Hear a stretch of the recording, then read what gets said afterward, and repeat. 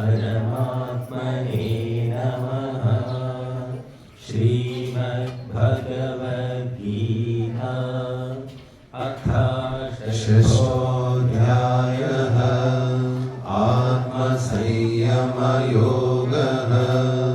श्रीभगवानुवाच अनाश्रितः कर्मफलं कार्यं कर्म करोति यः स सन्न्यासी च योगी च निर्न चाक्रियः।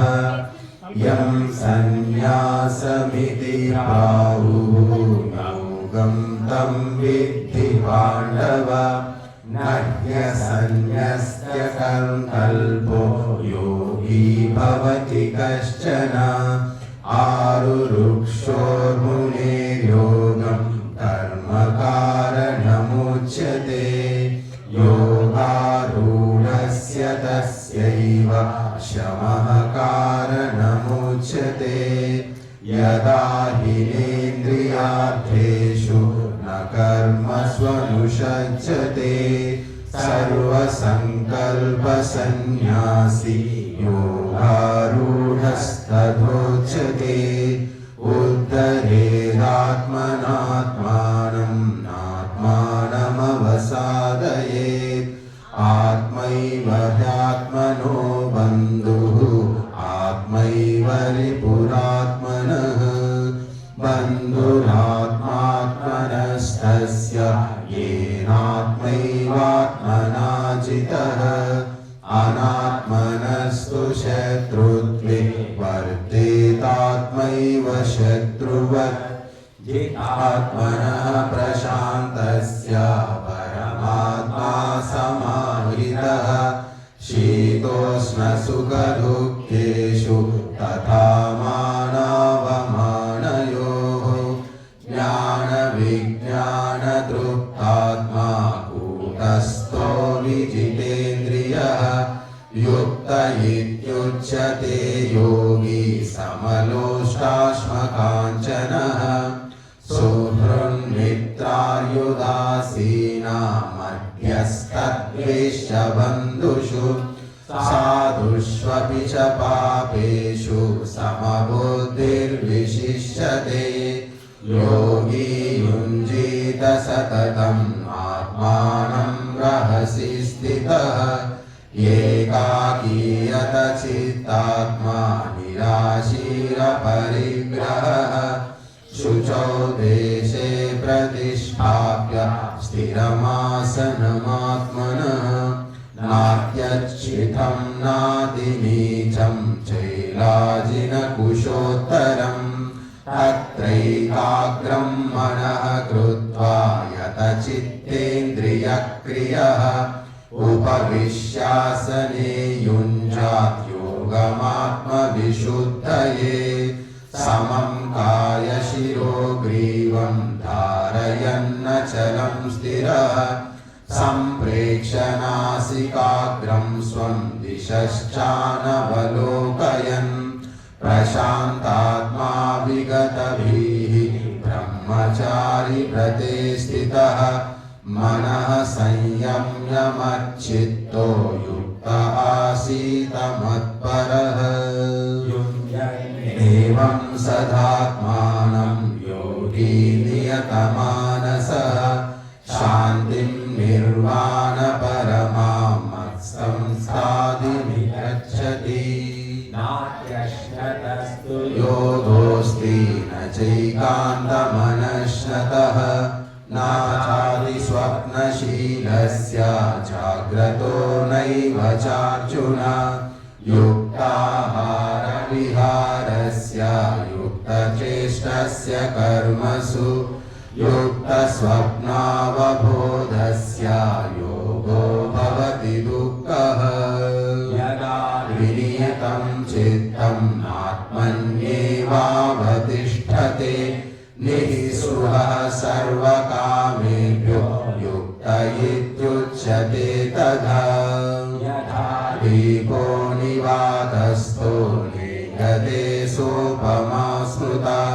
योगिनो यतचित्तस्य युञ्जतो योगमात्मनः यत्रो परमते चित्तं निरुद्धं योगसेवया यत्र चैवात्मनात्मानं पश्यन्नात्मनि तुष्यति सुखमात्यन्तिकं यत्तद्बुद्धिग्राह्यमतीन्द्रियं वेत्ति यत्र न चैवायं स्थितश्चलति तत्त्वतः यं लब्ध्वा चापरं लाभं मन्यतेनाधिकं ततः यस्मिन् स्थितो न दुःखेन गुरुणापि विचाल्यते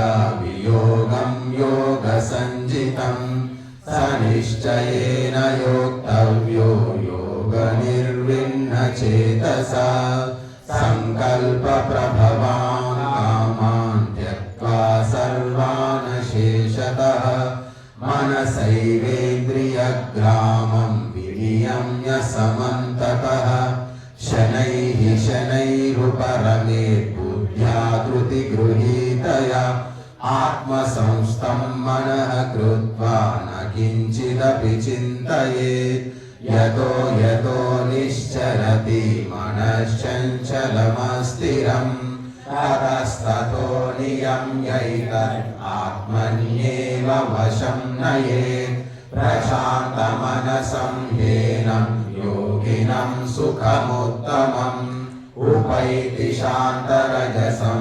ब्रह्मभूतमकल्मषं युञ्जन्नेवं सदात्मानं योगी विगतकल्मषः सुखेन ब्रह्म संस्पर्शम् अत्यन्तं सुखमश्नुते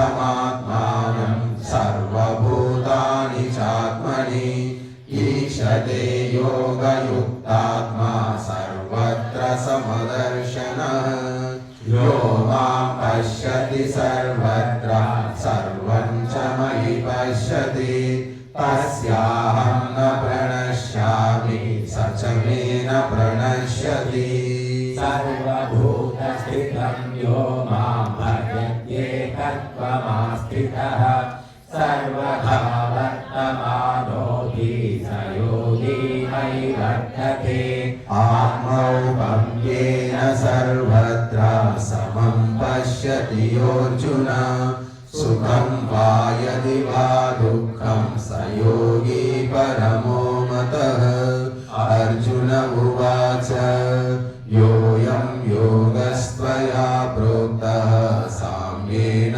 मधुसूदन एतस्याहं न पश्यामि चञ्चलत्वा स्थितिं स्थिरां चञ्चलं हि मनः कृष्ण प्रमाथि बलवदृढम् तस्याहं निग्रहं मन्ये वायोरिव सुदुष्करम् श्रीभगवानुवाच असंशयं महाबाहो मनो दुर्निग्रहं चलम् अभ्यासेन तु कौन्तेय वैराग्येन च गृह्यते असंयतात्मना योगो दुष्प्राप इति मे मतिः वश्यात्मना तु यतता शक्यो वाप्तुमुपायतः अर्जुन उवाच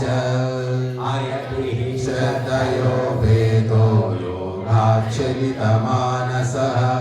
अप्राप्य योगसंसिद्धिं कां गतिं कृष्ण गच्छति कच्चिन्नो भयविभ्रष्टः छिन्नाभ्रमिव नश्यति अप्रतिष्ठो महाबाहो विमूढो ब्रह्मणः पथि ये तन्मे संशयं कृष्ण चेतुमर्हस्य शेषतः तदन्यः संशयस्यास्य चेता न ह्युपपद्यते श्रीभगवानुवाच नैवेह नामुद्रा विनाशस्तस्य विद्यते न हि कल्याणकृत् कश्चित् दुर्गतिं तात गच्छति प्राप्य पुण्यकृतां लोकान् उषित्वा गृहीत्वा शाश्वती समाः शुचीनां श्रीमतां गेः योगभ्रष्टोऽभिजायते अथवा योगिनामेवाकुले भवति धीमताम् एतद्धि दुर्लभतरं लोके जन्म यदृशम् तत्र तं बुद्धिसंयोगं लभते पौर्वदेहिकम् यतते च ततो भूयः संसिद्धौ कुरु नन्दन पूर्वाभ्यासेन तेनैव ह्रियते यवशोऽपि सः जिज्ञासुरपि योगस्य शब्दब्रह्माति वर्तते प्रयत्नाद्यतमानस्तु योगी संशुद्ध किल्बिषः अनेकजन्म संसिद्धः ततो याति परां गतिम् तपस्विभ्योऽधिको योगी ज्ञानिभ्योऽपि मतोऽधिकः कर्मिभ्यश्चाधिको योगी तस्माद्योगी भवार्जुन योगिनामपि सर्वेषां मद्गतेनान्तरात्मना श्रद्धावान् भजते यो मां समे युक्ततमो मतः। तत्सदिति श्रीमद्भगवद्गीतासु उपनिषत्सु ब्रह्मविद्या